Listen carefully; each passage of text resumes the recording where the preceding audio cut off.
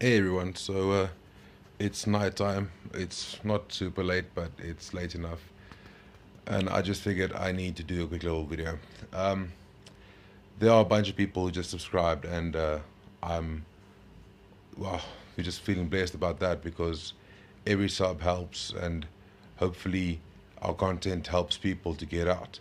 Now, I know I'm supposed to bring out that video regarding the comparison between the different countries and different kinds of ways of getting out.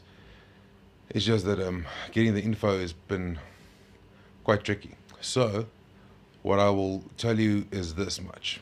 Um, Most people that I have heard of want to go to the US directly. So, here's the info I do have on the US.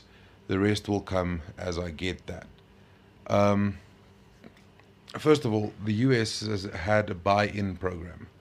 The buy in program helps you get there faster by just paying a bunch of money and then investing into a company, and that way you become a resident of the US. Not quite citizenship yet, but resident, therefore living there legally. That being said, it's quite a bit of money. It used to be, up until recently, it was 500,000 US dollars to buy in. Yeah, $500,000 US dollars. Now, if you come from somewhere where you've got the exact same exchange rate as the US and you are rich, then no problem. But if you're from South Africa, like most people and us are, not happening. All right. The reason I say it used to be is because it's pretty soon, I think it's in this month or the next month, I'm not too sure. Um, if my wife was awake, she'd give me a stink eye and the answer, but she's not awake at the moment. So, in this year still, the amount to buy into the US has increased to around about $900,000 US, which means it's almost $1 million US to buy yourself into the US. So I just said US quite a few times. Sorry, that sounded weird, but it happened. Okay, so buying into the US, not viable option for most people. Um, I just saw on online again in this week that about 70% of these buy-in visas has left South Africa in the past few months, which means all the richest of the rich in South Africa who can afford buying their way into another country in these investors visas, I think they're called. Yes, 70% increase in the last few months. So the people who can did. So that also doesn't help the rand very much, I'm assuming. And yeah, so that's becoming more and more viable. Um, it depends on where you go. So for this one, I'm just going to tell you about the US. Most people know this if you're following Loving Life or even LMS Tactical, or there's another channel that also talks about this. But anyway, those two I know have spoken about this. So you can either go in for the buy-in option in the to the US. That's the one that's expensive, and then secondly, the asylum has become really tricky. If you fly into, let's say, Mexico to go and seek asylum in the US, you have to seek asylum where you land. I don't know if it's been updated. I saw something about that on the internet yesterday, I think it was.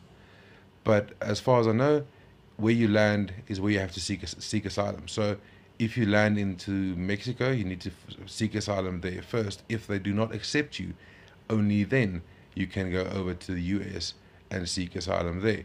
Also, then you need to be very smart about it because your feet actually need to be touching US soil when you do so.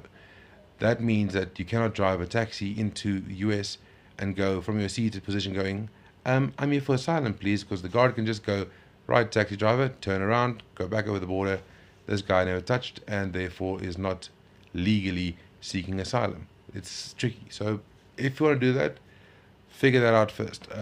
Asylum seekers now, it's pretty hectic. There's a whole bunch of people who went over to seek asylum, and a lot of those are phony, so they're wasting time and probably resources as well. And that's why people are getting sick and tired of these asylum seekers and might just vote against it soon.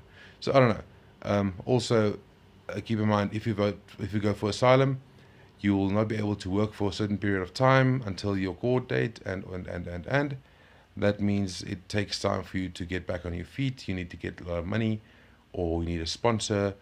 Things you need to keep in mind. Other thing is your work visas. There are different types. Some of them allow you to be there for 6 months. Then you have to come back to SA for a month and then go back over again. And that can also be tricky if you've sold everything in South Africa and want to live there full time. So think about that too. So that is the basics of getting over. That's the easiest three. Well, two. The other one's pretty hard. Unless you have $500,000 in cash, waiting and lying around just to, I don't know, spend or buy into US. Well, $900,000 in cash. Anyway, so that's about that. And then just another quick thing I wanted to say. The past few weeks, I've been in malls more than I'd like to be for various reasons, but I saw something that's pretty stupid. If you check on Facebook, you'll probably see the South African police is looking for someone who stole a cell phone out of an unmarked police vehicle in Hillbrow. Now that doesn't make sense. How do they steal? Well, easy. The unmarked police vehicle was unmanned at the time and also had the windows open. So yeah, not smart to begin with. And that's not just the police, that's everyone. If you walk in a mall in South Africa, you will see people walking around, especially women walking alone, handbag over their shoulder, behind their back, and looking at their phone, trying to, I don't know, send a text or find a shop or find a special. I don't know what women do on their phones. And I've saw so many ladies who almost walked into me because of the fact they're on their phones. People, get off your phones. If you are in a crowded area or in an area where you are possibly being victimized as a suspect or anything else, don't have your phone out and in front of you and stare at the phone. It is stupid. If you are driving, don't have your phone visible. Don't text and drive. The obvious reason is because you're going to crash.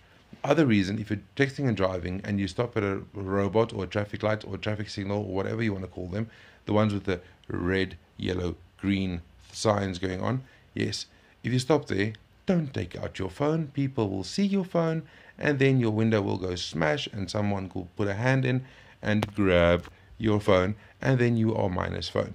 So that is stupid. Just hide your phone away, get to your destination, and be safe from there on. So that's something that's pretty basic. Yeah, and you're drawing cash, don't draw cash, obviously, and don't walk away counting your cash. It's surprising how many people do that. Also, be aware of scammers, all these kind of things. So yeah, South Africans, stay safe, keep vigilant, and let's pray we make it through the night. People from overseas, go and check out LMS Tactical on YouTube. It will show you a lot about what's going on real time.